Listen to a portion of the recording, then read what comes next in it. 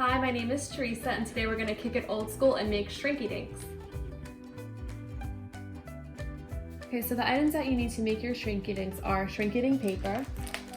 And I buy this at Hobby Lobby, or you can get it at Michael's or Amazon as well. It's called Frosted Rough and Ready Creative Pack. And with this, I like this type because you can use Sharpies or colored pencils. This is what it looks like. It's frosted on one side, and then it's shiny on the other side. So on the shiny side is where you can use Sharpies or markers. And on the frosted side is where you can use colored pencils. And if you want to use both, then you can just color on both sides. In my example, I'm just going to use the shiny side, and I'm just going to use Sharpies for today.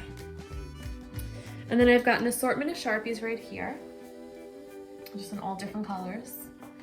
Back here, I've got colored pencils. I have a ton of colored pencils because I do a lot of library programs, so I like to bring bulk items. So you're only going to need a few of these. You don't need 500.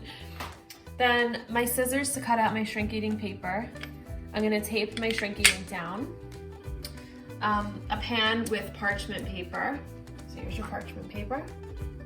And then if you want to make jewelry, then you are going to need either a necklace, a little keychain with a jump ring, and I got both of these on Amazon. They're like $100 for $10. And then these are the tools that I'm going to use to attach the jump ring to my Shrinky Dink. And I'm going to use a hole punch to make a little circle in my Shrinky Dink before I shrink it. The first thing you want to do is figure out what image you want to use for your Shrinky Dinks. So in my search box, I just typed Stranger Things with lights.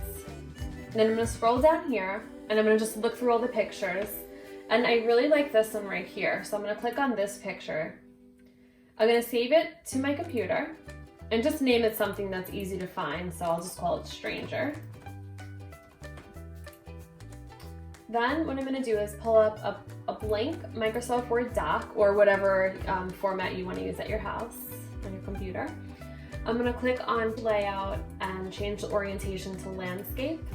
The reason I change it to landscape is because I like to put two pictures side by side and therefore saves some paper. So I'm going to insert my picture. I click on the insert button, picture, and then Stranger. And I want to make this a little bit smaller.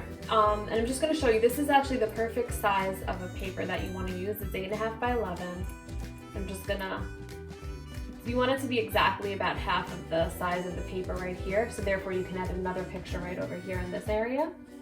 So you can keep it as a square if you want to, but what I like to do is I like to change this picture, and I like to turn it into either like a necklace or a keychain, and I like the way that this looks round.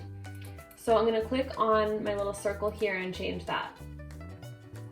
So what you can do is find another image that you like. It could be, you know, any type of picture, but what I'm going to show you is I put two Stranger Things images side by side. Stranger Things with lights over here, and then I've added the 11 Eggo waffle right here.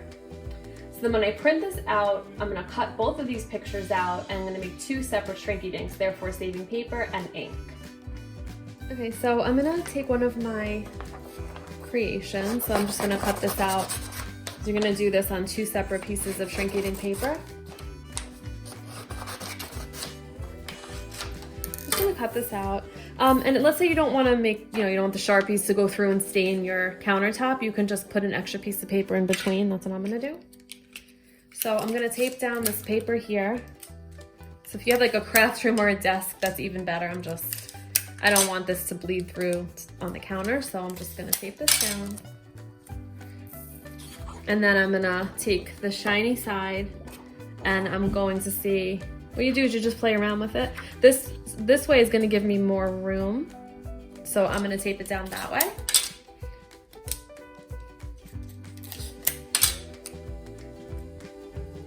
Just wanna make sure you can't really move it too much. Okay.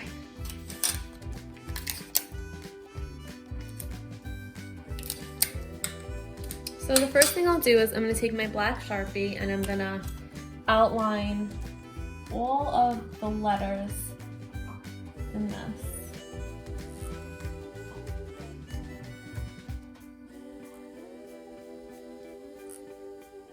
And I picked this one because it's fairly easy. Anyone can do this one.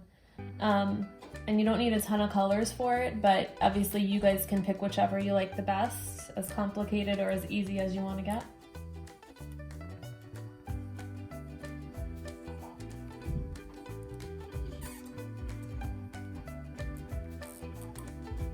Okay, and then I have this little tiny string of lights here, so I'm just gonna draw over that as well.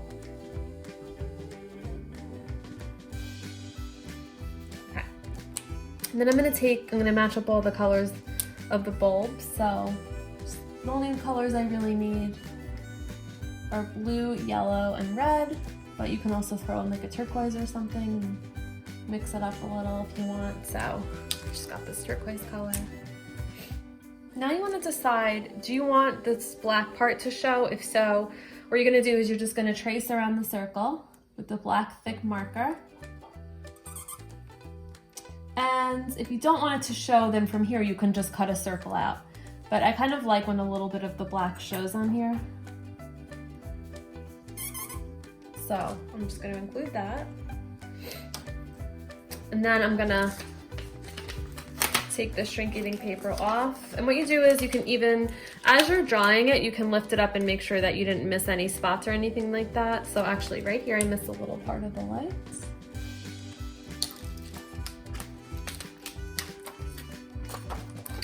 And then you're just gonna cut this out.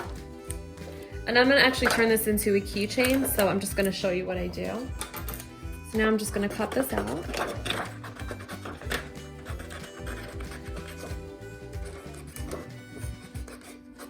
And if you want to let it sit for a little bit before you cut it out, this way you won't smear any of like your Sharpies or anything.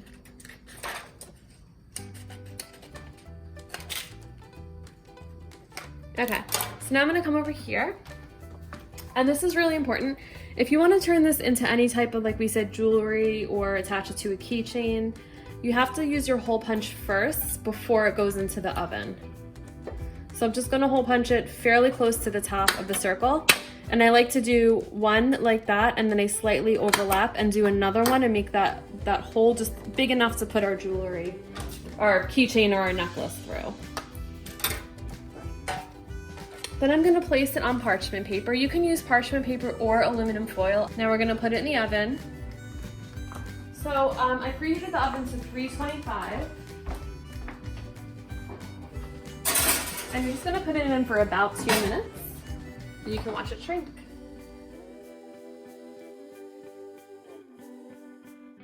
As soon as it gets flat, you can take it out of the oven. So I made my little Stranger Things image. Now this Shrinky paper hardens, so it's pretty cool. Now let's say you take it out and it has like some curled edges. What you can do is you can take like something heavy. This is just a tile I got at Lowe's. And you can just put it right on top and let it sit there for a little bit, and that'll flatten what you created in the oven. The other thing I want to say about the oven is I like to use a toaster oven. I think the heat's more concentrated for these. That being said, if you're able to buy a craft oven, you can get one at like Savers or I don't know, like a thrift shop for like $5. So if you plan on doing a lot of these, and that's definitely the way to go. That way you're not mixing your food with your crafts. So now I'm going to turn this into a keychain. So these keychains come with these really cute little jump rings. So all you do is you put the jump ring through the bottom like this. Now I already made my hole before with the hole punch. So it's really important to just make sure you put the hole punch again before you bake it. You can't add the hole after you bake it. And I made my hole a little bit bigger so I can fit the jump ring right through. And then all you do is I'm gonna take 2 pairs of pliers. I got these at Michael's for a couple of bucks. So I just hold one set like this and one set like that. This is gonna hold it steady, and then this I'm just gonna move towards that, and that's gonna close the jump ring. If you don't have that, you can use your fingers. It just hurts sometimes, so I'd suggest buying a set of these if you can. So that's our keychain. You can just put your keys on it or attach this to your backpack. And then the other thing, like I said, is if you didn't want a keychain, all you would do is take that jump ring and add it around the bottom of the necklace, and then you would just secure it on there, and you can wear this as jewelry. All right, I hope you have a lot of fun making yours.